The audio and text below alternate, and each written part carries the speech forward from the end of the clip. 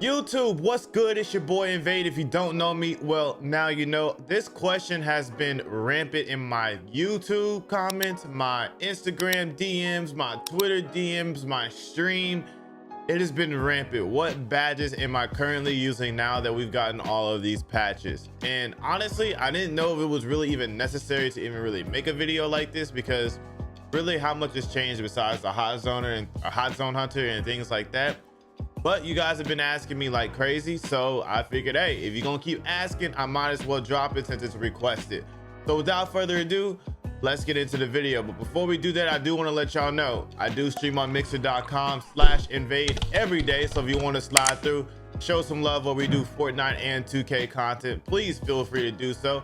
Also feel free to add my gamer tag, which is soar invade, so show some love on there. Favorite me so you guys can see when I go live. Like I said, we do this probably every day except Sundays. Other than that, let's get into the video.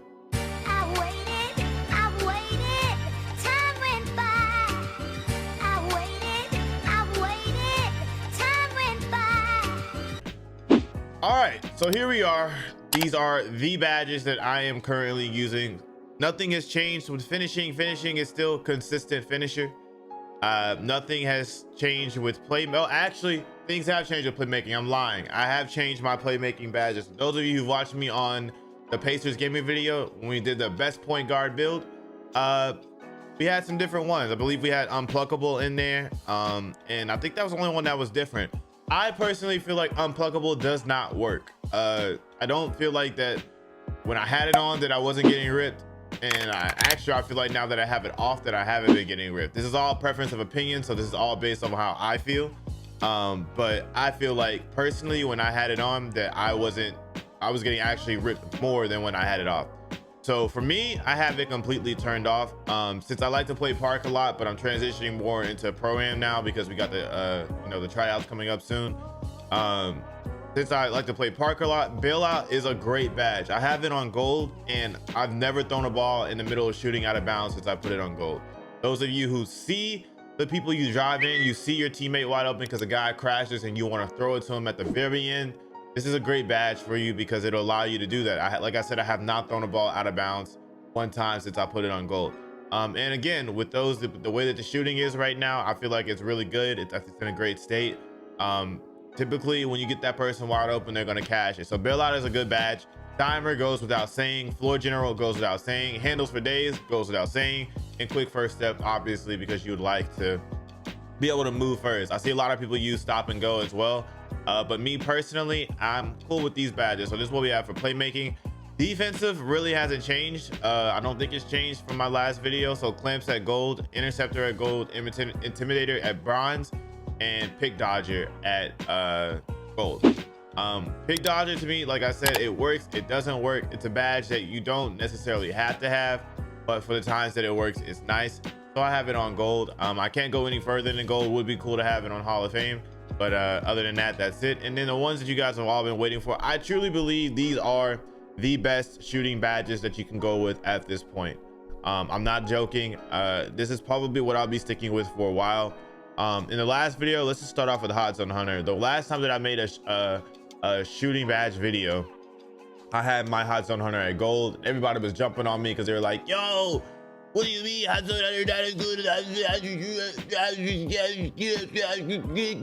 And I had to hear it from you guys for days about how hot zone hunter is a badge that you should be using on Hall of Fame or whatever. At the time, I still felt like at the time that the badge was broken, because literally if I put it on Hall of Fame, I could not make a shot. If I put it on gold, all of a sudden I would make like 85% of my shots. It made no sense. I don't know if in a patch, in a recent patch, they updated it. We'll never know that because obviously they didn't release that in the patch notes saying, this badge was broken or this badge didn't have the effect that we wanted it to have, so we did this to it. They haven't released any patch notes like that, so we'll never know if it actually was broken.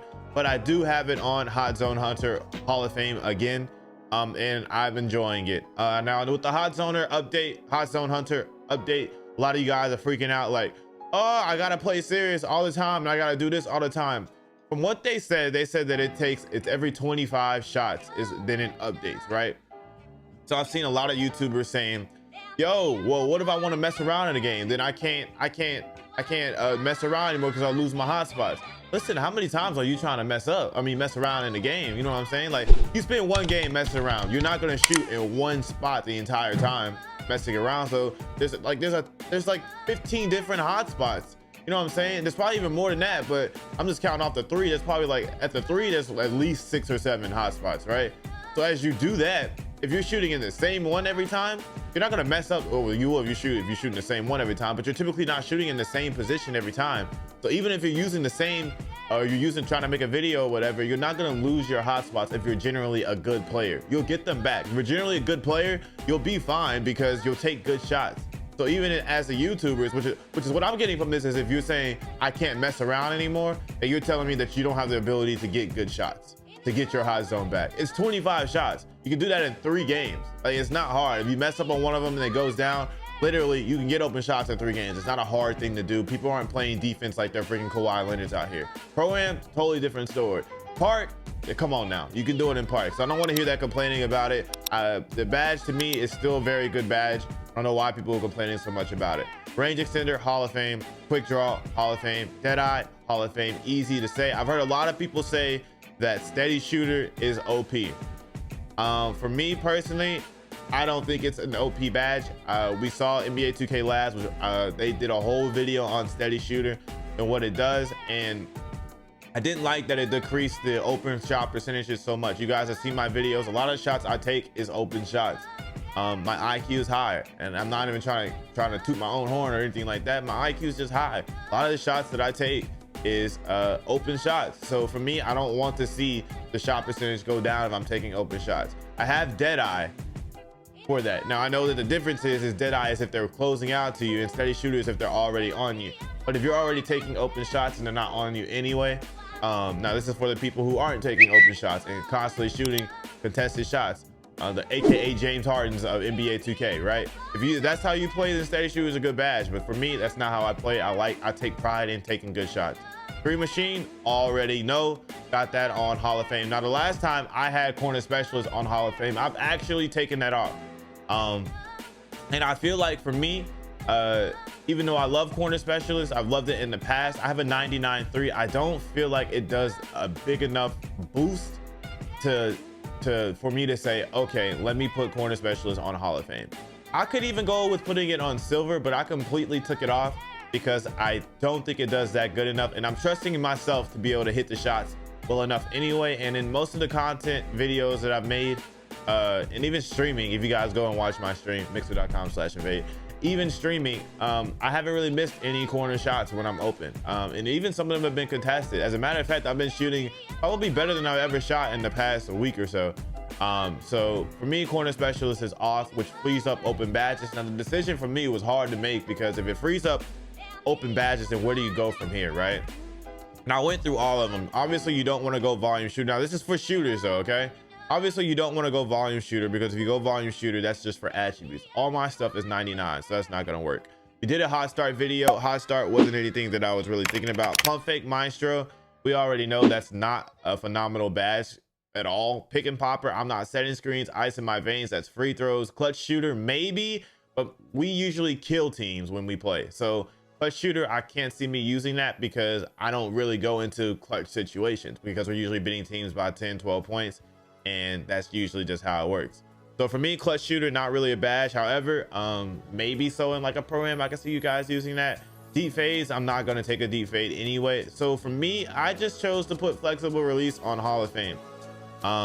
In difficult shots, silver, catch and shoot, Hall of Fame. Now I chose flexible release. It's not that I get what's the word I'm looking for, that I don't shoot well. I shoot well, but for the times that I don't. For instance, if I go to pro-am and I'm not playing well, or the timing is different, the latency is weird, and it's throwing me off, I feel like flexible release would be a good badge in that situation. So I threw that in for more so for the pro-am, so I wouldn't just have to switch before I go into pro-am and things like that.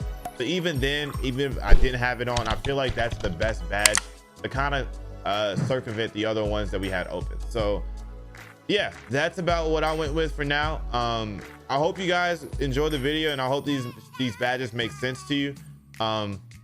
If you don't have hot zones, then you need to work on getting your hot zones, because if you don't have them, hot zone hunter is useless.